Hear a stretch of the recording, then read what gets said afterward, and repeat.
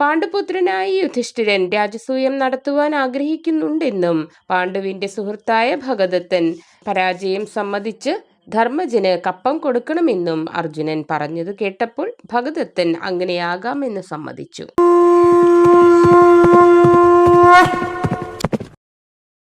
ജരാസന്ധവധത്തിനു ശേഷം എല്ലാവരും ഇന്ദ്രപ്രസ്ഥത്തിൽ തിരിച്ചെത്തി. പിന്നീട് അർജുനൻ യുധിഷ്ഠിരന്റെ അനുവാദത്തോടുകൂടി മുഹൂർത്തവും നാളും പക്കവും നോക്കി ബ്രാഹ്മണരുടെ അനുവാദത്തോടെ ദിഗ്വിജയത്തിനായി ഉത്തരദിക്കിലേക്ക് പുറപ്പെട്ടു.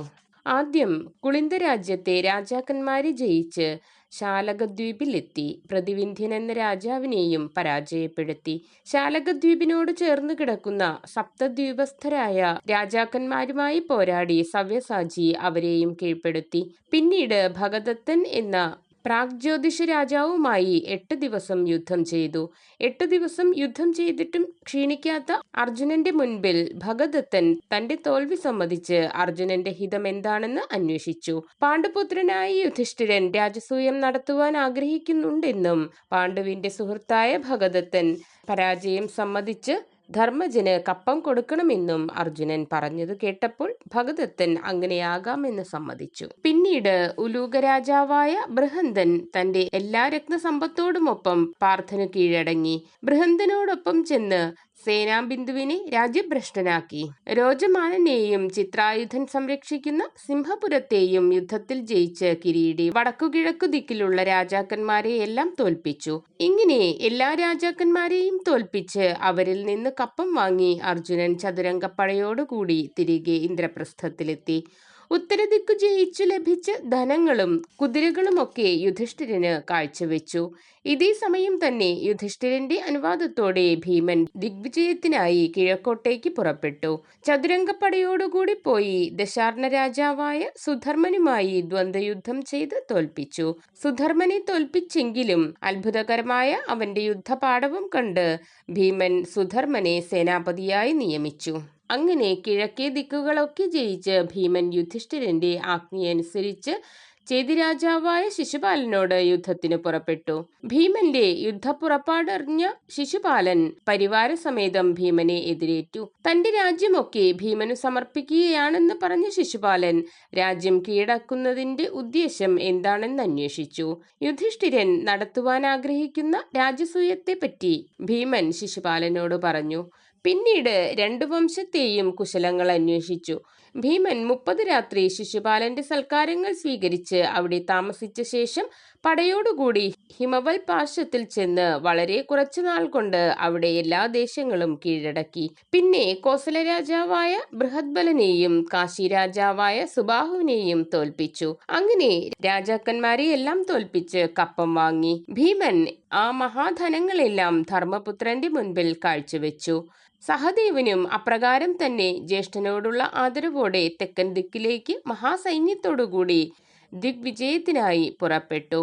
മത്സ്യരാജാവിനെയും ശൂരസേനന്മാരെയും ദന്തവക്രനെയും സഹദേവൻ ജയിച്ചു. പിന്നീട് ഭീഷ്മകനുമായി 2 ദിവസം ഭയങ്കരമായ യുദ്ധം ചെയ്തു.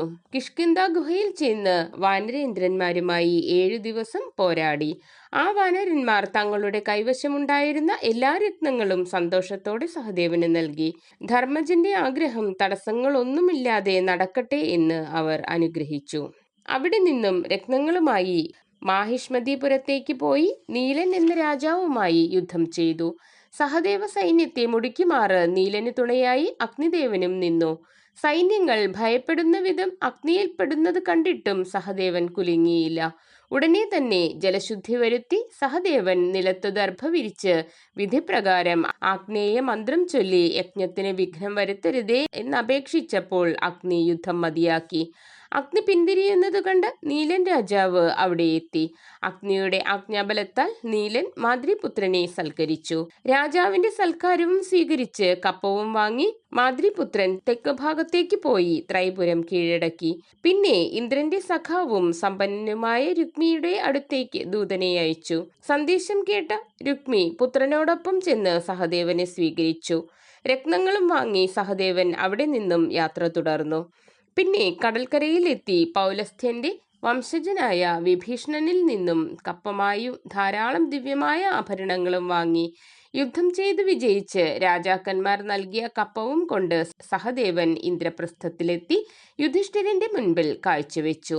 ഇന്ദ്രപ്രസ്ഥത്തിൽ നിന്നും പടിഞ്ഞാറ് ദിക്കു ജയിക്കുവാൻ മാദ്രീപുത്രനായ നകുലൻ പുറപ്പെട്ടു. മരുഭൂമി പ്രദേശങ്ങളും ധാന്യസമൃദ്ധമായ പ്രദേശങ്ങളും കീഴടക്കി നകുലൻ അക്രോശൻ എന്നു പേരായ രാജർഷിയെ യുദ്ധത്തിൽ പാട്ടിലാക്കി. സിന്ധു നദീതീരത്തിലെ ഗ്രാമണീയരെന്ന കൂട്ടരെയും സരസ്വതി തീരത്തെ ശൂദ്രരെയും മുക്കുവരെയും പർവ്വത നിവാസികളെയും അദ്ദേഹം കീഴടക്കി. പിന്നെ ശാലകമെന്നു പേരായ മാദ്രരുടെ പട്ടണത്തിലെത്തി. അമ്മാവനായ ശല്യനെ പ്രീതിയാൽ പാട്ടിലാക്കി. ശല്യനിൽ നിന്നും ധാരാളം രത്നങ്ങൾ സ്വീകരിച്ച് അവിടെ നിന്നും സാഗരമധ്യത്തിൽ താമസിക്കുന്ന മ്ലേച്ഛന്മാരെ ജയിച്ചു. പല്ലവന്മാരെയും കിരാതന്മാരെയും യവനരെയും ജയിച്ച് അവരിൽ നിന്ന് കപ്പവും വാങ്ങി സ്വരാജ്യത്തിലേക്ക് മടങ്ങി. രാജ്യങ്ങളെല്ലാം കീഴടക്കിയ നകുലൻ താൻ നേടിയ സമ്പത്ത് 10,000 ഒട്ടകങ്ങൾ പണിപ്പെട്ട് ചുമന്ന് ഇന്ദ്രപ്രസ്ഥത്തിലെത്തിച്ച് യുധിഷ്ഠിരന് കാഴ്ചവെച്ചു. അങ്ങനെ വാസുദേവൻ മുമ്പ് തന്നെ ജയിച്ച പടിഞ്ഞാറേ ദിക്ക് മുഴുവൻ നകുലനും ചൊൽപ്പടിയിലാക്കി. അങ്ങനെ ദിക്കുകളെല്ലാം കീഴടക്കി യുധിഷ്ഠിരന്റെ രാജസൂയത്തിനായി 4 ദിക്കുകളും സഹോദരന്മാരായ ഭീമനും അർജുനനും നകുലനും സഹദേവനും കീഴടക്കി.